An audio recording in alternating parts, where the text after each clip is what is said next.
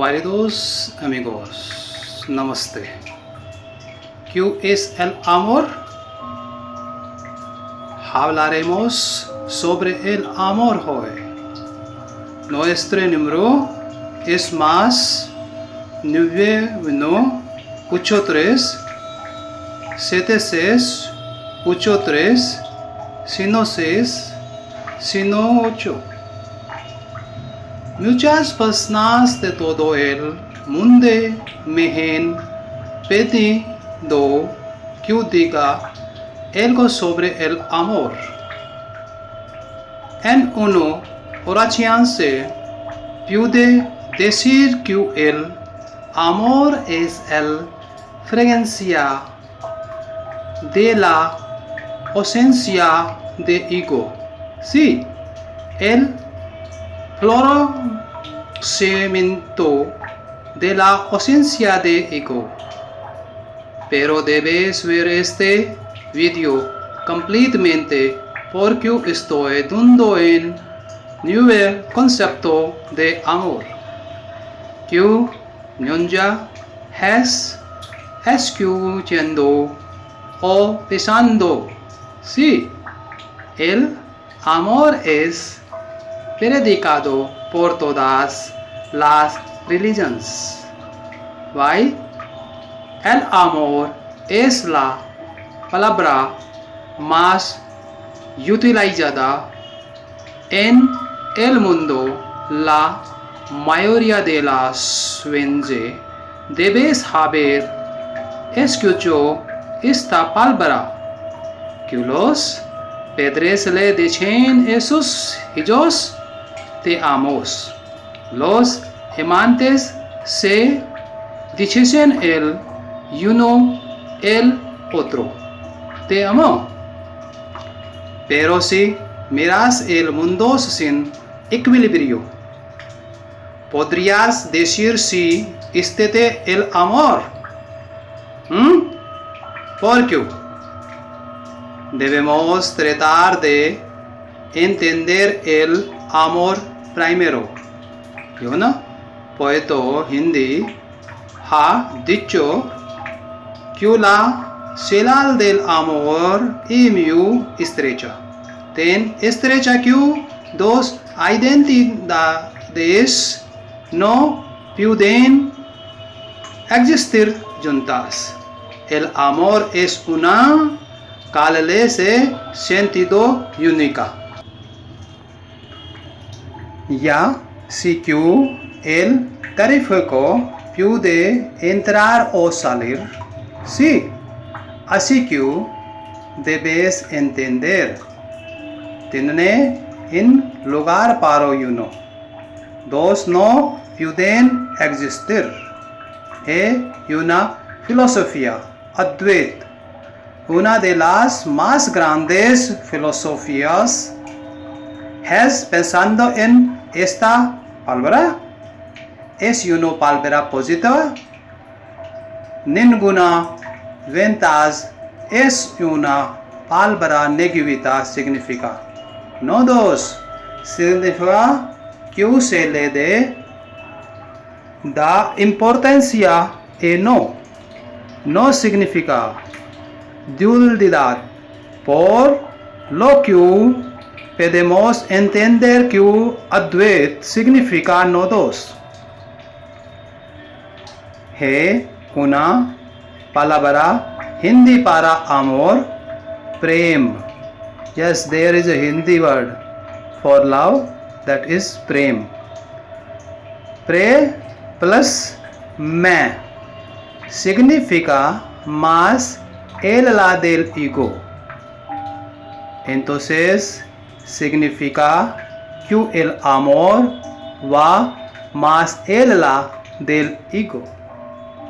¿Estonas? ¿Qué piensas? Es difícil ir más el la del ego.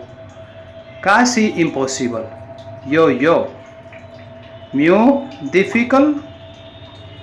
Porque desde nuestra infancia nos enseñan cosas egotas cada una escena ego, los padres enseñan ego, los maestros enseñan ego, te obligan a ser el primero en la clase o en todos los lugares donde participas.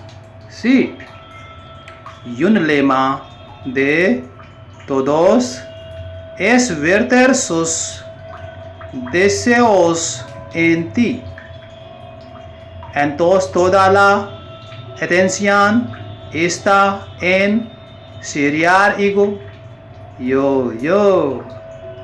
Entonces, ¿cómo puede estar el amor allí? Porque el amor va más allá del ego. Yes, it is the question. Así que si realmente quieres entender el amor, debes entenderlo en una perspectiva muy amplia. Debes entender la biología, debes entender la psicología, debes entender la sociología, la espiritualidad. Todo esto tiene que entenderse realmente. Quiere para entender el amor. Puedes preguntarme por qué estoy diciendo sobre biología. Sí, tenemos que entender la biología porque el amor significa unidad. El amor significa ser uno. Es muy difícil ser uno biológicamente porque con dos personas se agregan. No son dos, son muchos. Biológicamente son cuatro. Sí, cuatro no son dos, son cuatro. Por ejemplo, una niña todavía está cuidando dos cromosomas. Uno de la madre y otro del padre. Lo que significa que está hecha de dos X. Estos están en constante lucha porque quieren dominar mutuamente. Asimismo, el niño también le da dos cromosomas, X de la madre y Y del padre. Entonces, Y trata de dominar X y Y. Intenta dominar Y.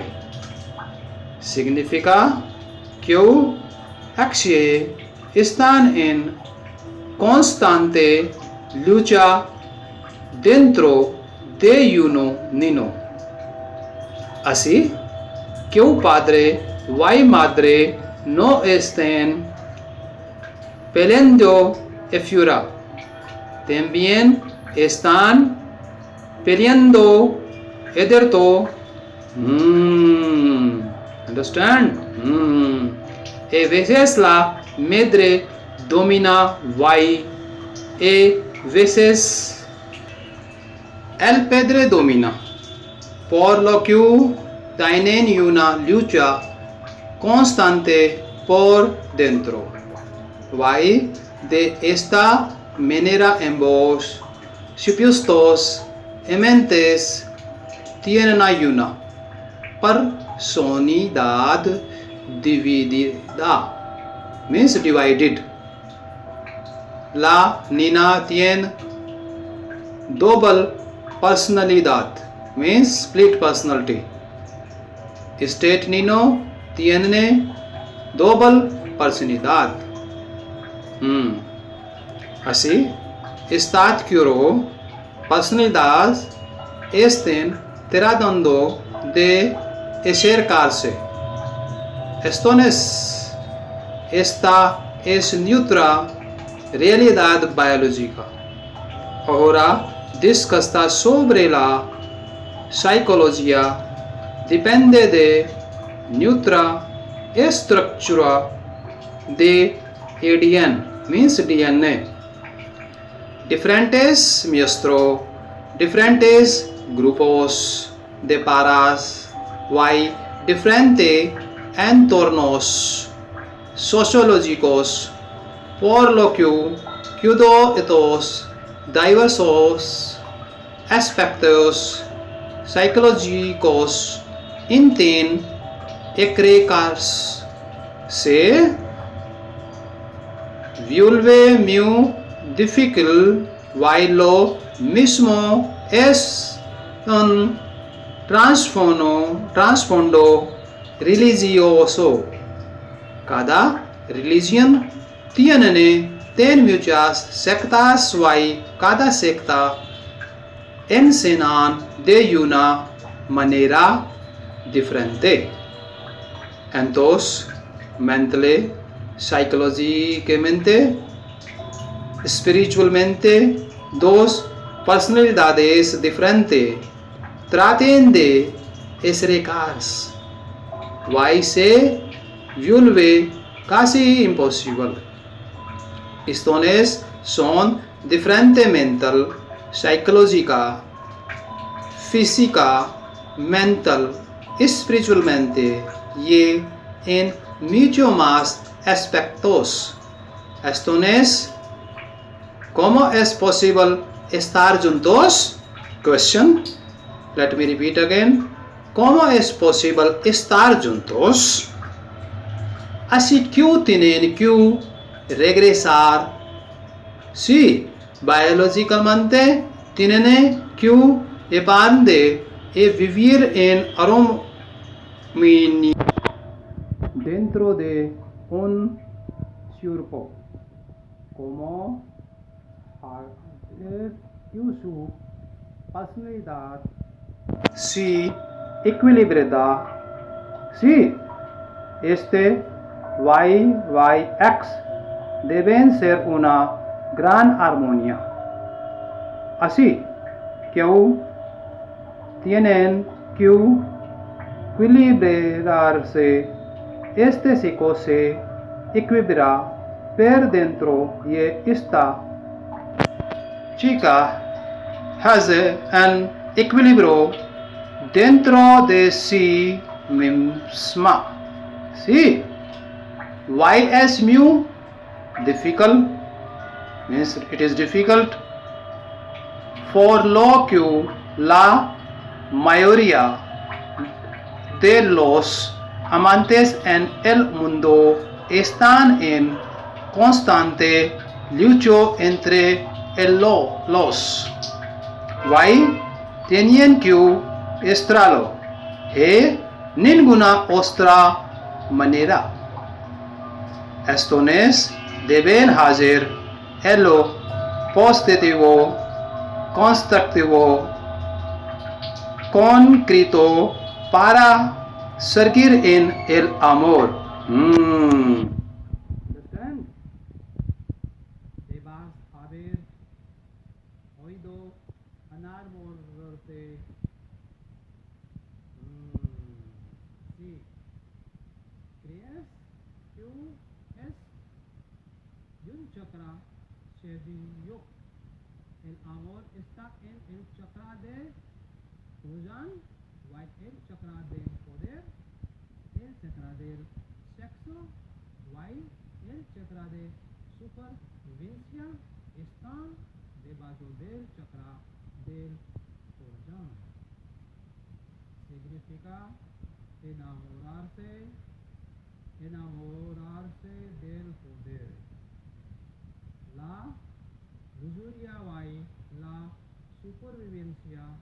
Así que piense en lo que significa enamorarse. Significa conseguir que Otros tienen cuerpo para la lujuria. Querer dominarse mutuamente, porque ser enamorado.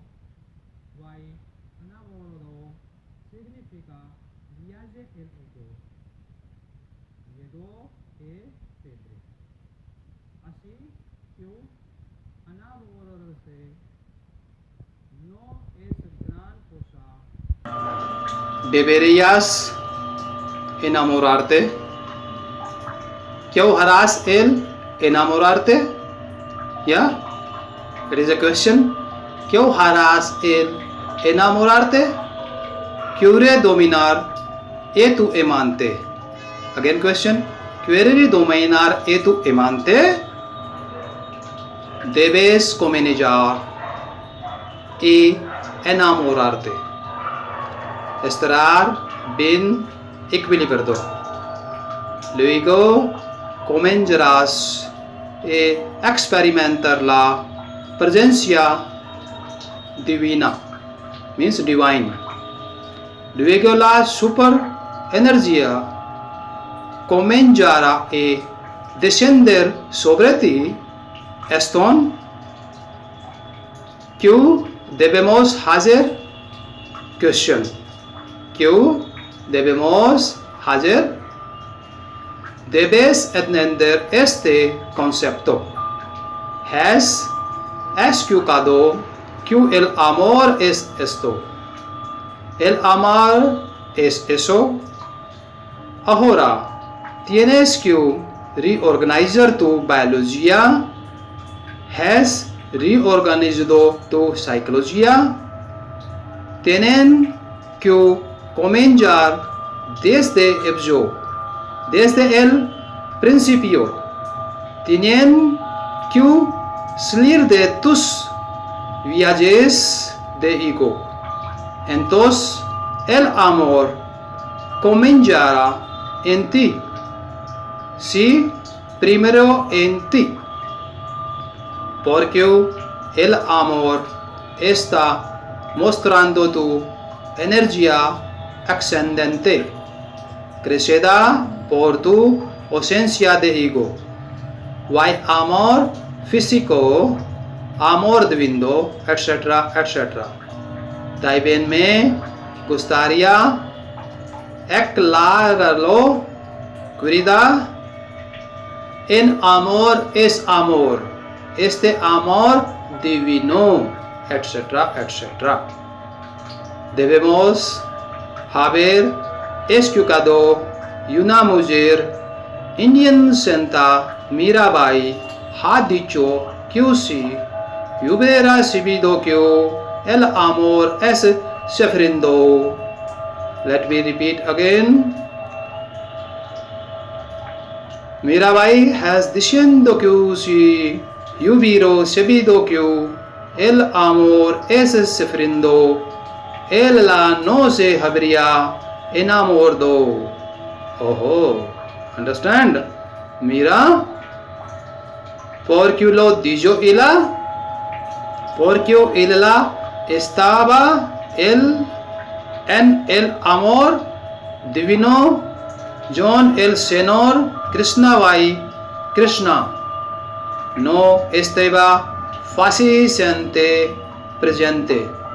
Esto significa que tienes que extender la importancia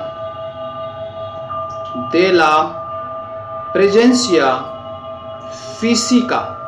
Y el amor y lo segundo es que es difícil unir emocionalmente sin un apego físico. ¿De acuerdo? Question. ¿De acuerdo? Así que permítanme que el amor está floreciendo de la ausencia de ego. El amor está bien equilibrado por dentro. Y una vez que hayas hecho el amor dentro de ti, el exceso de energía de lo contrario, un mendigo está mendigando de un mendigo, por lo que ambos son mendigos. El beggar no puede dar el amor, es la capacidad de dar. Así que demos el deudor, salgamos de la lucha constante dentro de nosotros. Solo entonces podremos amor. Y luego habrá amor unconditional. El amor siempre incondicional. El amor no se negocia. El amor no es en comercio. El amor siempre es incondicional. Y solo है una solución. Y es la meditación, porque la meditación te ayuda en la transformación para elevarte espiritual, económicamente, y también te ayuda a manejar tu biología. Pero el problema es que la gente cree en la predicación, la oración, el cisme, pero no en la meditación, por lo que están sufriendo. La meditación es la única solución. Si no meditas, olvídate del amor. El amor no es posible sin la meditación. Yes, love cannot exist without meditation.